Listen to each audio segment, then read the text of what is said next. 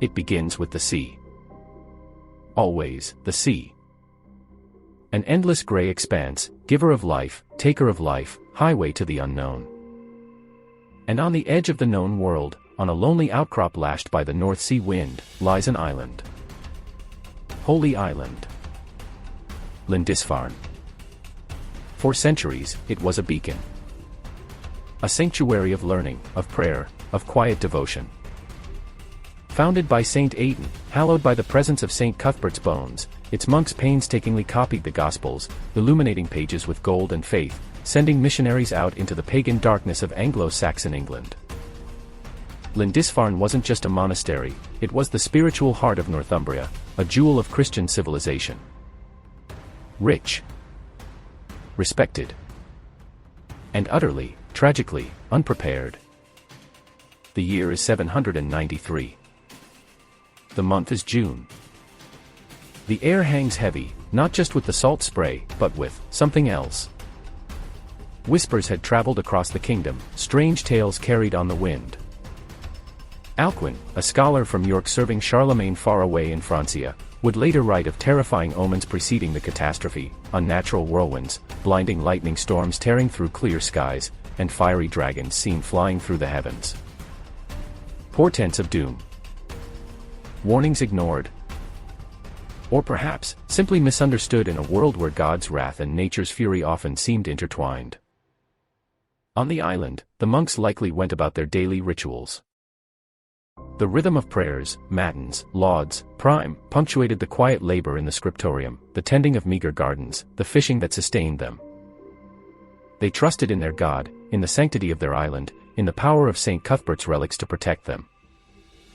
Who would dare violate such a holy place? Who would commit such sacrilege? The answer came from the sea.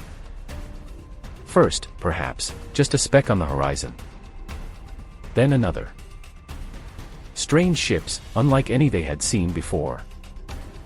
Long, sleek, menacing, with high, arching prows like predatory beasts. Dragon ships, they would come to be called. Powered by sail and oar, cutting through the waves with terrifying speed and purpose. They carried men from the north. Norsemen. Vikings. Confusion must have turned to curiosity, then to unease, then to stark, paralyzing terror. These were not traders. These were not pilgrims. The figures leaping from the ships onto the sacred shore carried axes, swords, shields. Their shouts were guttural, alien, filled with a ferocity the monks had only read about in ancient texts describing the wrath of heathens. The attack was swift, brutal, and merciless. The sanctuary became a slaughterhouse. The sacred halls echoed with the clash of steel, the screams of the dying, the roar of invaders drunk on violence and the promise of loot. They showed no reverence for the symbols of Christ, no fear of divine retribution. Chalices of gold and silver, jeweled crosses, intricately bound gospels, treasures meant for the glory of God, were ripped from altars, snatched from trembling hands. Alcuin, hearing the news weeks later, wrote in horror. Never before has such terror appeared in Britain as we have now suffered from a pagan race. The heathens poured out the blood of saints around the altar, and trampled on the bodies of saints in the temple of God, like dung in the streets. They killed monks where they stood. Some were cut down in the church itself, their blood staining the consecrated ground. Others were dragged to the shore, bound, and perhaps thrown into the unforgiving sea to drown, or carried off into slavery, their fate arguably worse than death. The relics of St. Cuthbert, Lindisfarne's most precious treasure, were miraculously saved or hidden, a small mercy in a sea of devastation. But the monastery itself, the beacon of light, was plundered, desecrated, left smoking and ruined. Why Lindisfarne? Why this place of peace? Historians debate. It was wealthy, yes. Accumulated donations, priceless artifacts. It was also coastal and undefended. An easy target. A tempting prize for warriors seeking fortune and glory far from their Scandinavian homelands. But was it only about gold? Some suggest a deeper motive. A clash of worlds. A violent reaction from a robust pagan culture feeling the pressure of encroaching Christianity spreading northwards. Was this raid, this desecration of a Christian holy site, also a symbolic act? A blow struck against a foreign faith, a defiant roar against a changing world.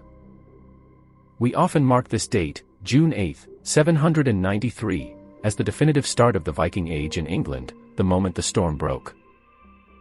There might have been earlier, smaller skirmishes, perhaps a documented raid in Portland a few years prior. But Lindisfarne was different. The sheer brutality, the targeting of such a revered holy site, sent shockwaves of fear and disbelief across Christian Europe. It wasn't just an attack, it was a violation.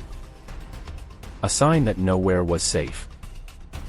If God could not protect his own house, his own servants, on holy ground, then who could he protect? The psychological impact was immense.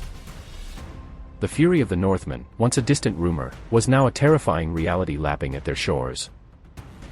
The image of those dragon ships appearing suddenly out of the mist, disgorging warriors who feared neither God nor men, would haunt the coasts of Britain and Europe for centuries. Lindisfarne was the first loud, brutal announcement of their arrival. The prelude to an age of terror, exploration, conquest, and settlement that would reshape the map and the destiny of nations.